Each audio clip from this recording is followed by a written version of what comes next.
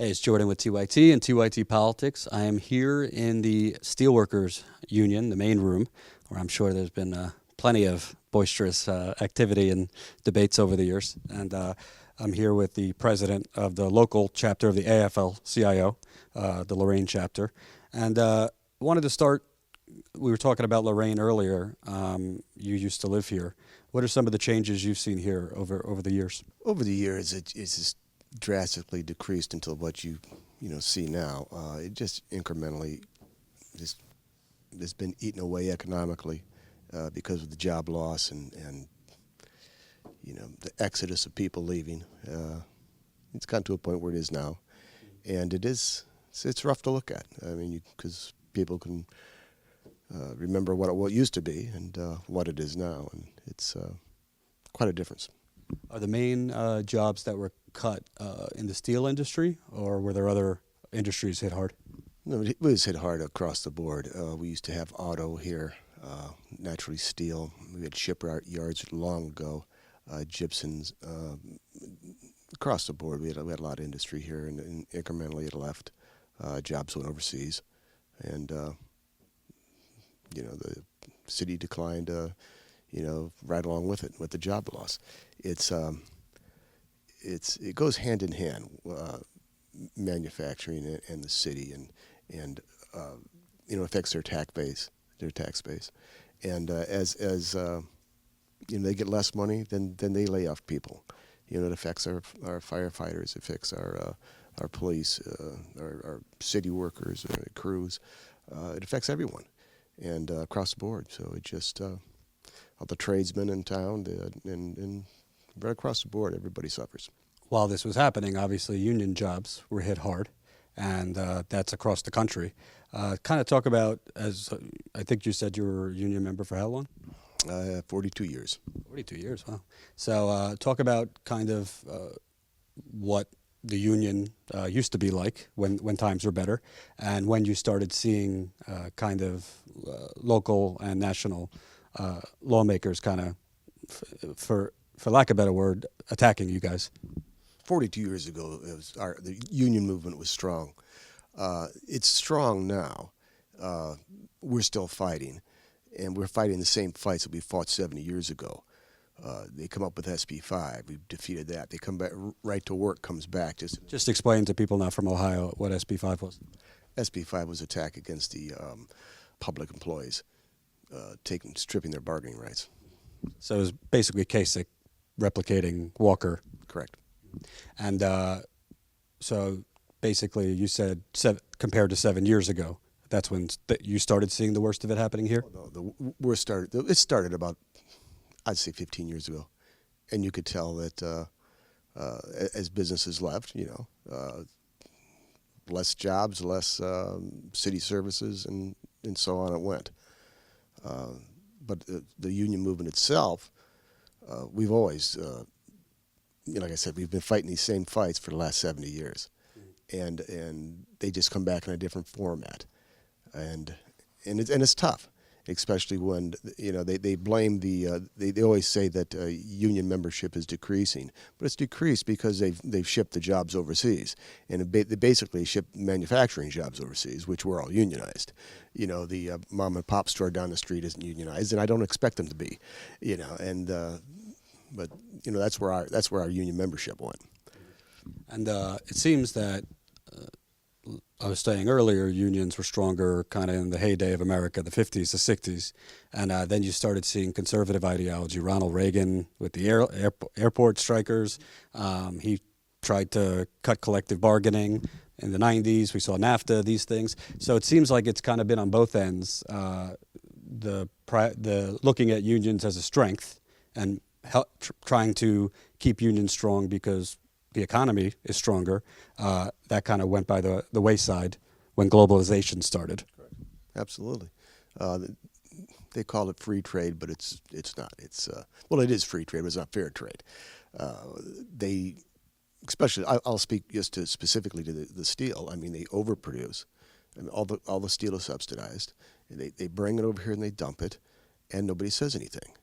They break all the rules, and the rich get richer and the worker bees get poor. basically, that's that in a nutshell.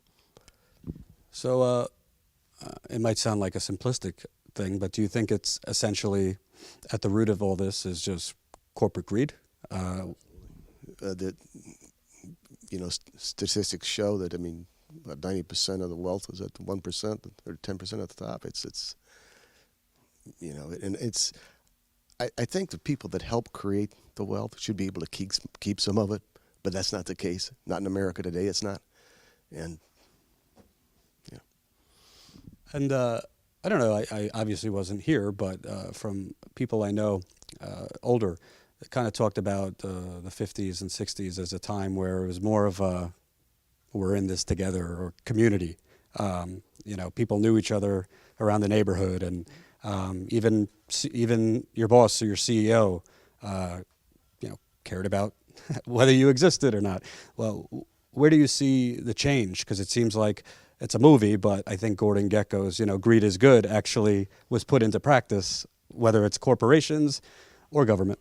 Well, it's the frog in the frying pan syndrome. You turn up the heat, and he jumps a little bit till he gets used to it, and then you turn it up a little more, and he jumps more, and he does that until he dies. And what they've done here is they've beat these people up to a point where I think they've become complacent and non-caring, and they've given up. When there's no jobs here, where do you go to apply for one? And our memberships have upgraded their skill sets. They've returned to school. They've kept up, with manufacturing and the needs for manufacturing. And but it's not around here. And who's going to drive 2 and 3 hours to work one way? Like I said, people they have to move, and that's the only recourse they have. And it's splitting up families and friends and everything that people have grown up here. And it's at one time it was a real tight community. 15,000 people working at just U.S. Steel alone. Everybody knew everybody. Everybody knew your uncle or your aunt, and so on it went. And it was a great place to live at one time. Well, that's the talking points you hear. Even from President Obama, you hear, got to retrain for the jobs of tomorrow, and we could create, millions of new jobs in clean energy and these things. But I don't think there's a lot of thought to what you just said, which is, these are people's homes that they've lived in forever. Kids grew up here, then the grandkids. It's expensive to move. Doesn't seem like there's a lot of thought put to that. No, and I'm speaking from where I sit, from what I see here. Our guys have upgraded their skills. They've returned to school, and they've done what was necessary because practices change, and you got to upgrade your skill sets. They've done that, but where's the jobs? So and also up our end. And also, I feel like people don't think about it this way, but isn't it kind of a domino effect? I mean, if you're a worker who's been laid off and you formerly were middle class, now you're just struggling. You can't exactly save for your kid's college. Then your kid has to take off hundreds of thousands in loans. Then they're crippled for the next generation until they pay off those loans. I mean, it goes on and on. So it doesn't seem like it's just one generation that's getting. It's a generational struggle. Exactly. You're exactly right. And with union workers, there seems to be. I had a union job way back in the day. There seems to be. In a lot of cases, they unite, but in other cases, it's from some union members I've talked to, they say they're kind of fractured. Obviously, you talked about yours being strong, but have you seen that in the broader union movement? I don't want to get you in trouble, but No, it's all right. You're going to see that with any organization, with any movement. It's a democracy. You're not going to please them all. You do what's right for the majority. And that's what unionism always been. And granted, there are some people that have different views. Well, they have a chance and the opportunity to express those views, and that's all everybody has in the same. Everybody's one thing. Good thing about the labor movement, everybody is the same. Everybody has a voice, and granted, not everybody likes the direction sometimes that we go, but that's just part of the. And when you see, as a working class guy, a union member, when you see time after time Wall Street executives, they take down the economy, then they get their bonuses. You see case after case of corporate welfare, but then they say, "Oh, there's no money for police officers or just personally, how does that affect a union worker like you?" Well, it affects all of us, not just me. It affects all of us, and like I said, when manufacturing goes down, it also affects the city's tax and revenue stream. So you're laying off police and fire. Next thing you know, you're going to be laying off nurses and school teachers. You represent all of them, and like you said earlier, it's a domino effect, and that's. I could see sometimes you're so used to this that sometimes there's no words for it because it's been going on for so long. Bernie obviously woke up a lot of people, new people to the political process, and maybe reawoke some people who were cynical about government. He talked about the disappearing middle class. Obviously, he is not a candidate anymore. But do you feel like the movement that he kind of activated? Do you think that's a positive thing for the issues we're talking about? Do you think that enough populist activism could actually put pressure on government and corporations to do the right thing? Well, I think you're seeing a little bit of it. Yes, yeah, I do. And I think, like I said, you're seeing a little bit of it with the, as far as the trade's concerned. Everybody's speaking out against the TPP, which is going to be the last nail in the coffin for manufacturing here. And people are speaking out against it, and being that it's election year, now everybody else wants to jump on board and say, oh yeah, it's a bad thing, or we'll look into that. But before it was going to be rubber stamped and shipped on its way. But what are Democrats missing? You look at these trade deals, NAFTA signed by a Democrat, President Obama. I mean, I don't think no one would say he's as progressive as he ran, but he's not a radical Republican either. So are they not coming into these communities? Because it seems to be a very big disconnect between the new economy and these government officials pushing these deals. We have a few like-minded allies, like Representative Ramos, Senator Brown, Marcy Kaptur, on and on, that get it. But it takes more than one person. I mean, we've been fighting this fight a long time. And, I don't know what Washington sees, actually.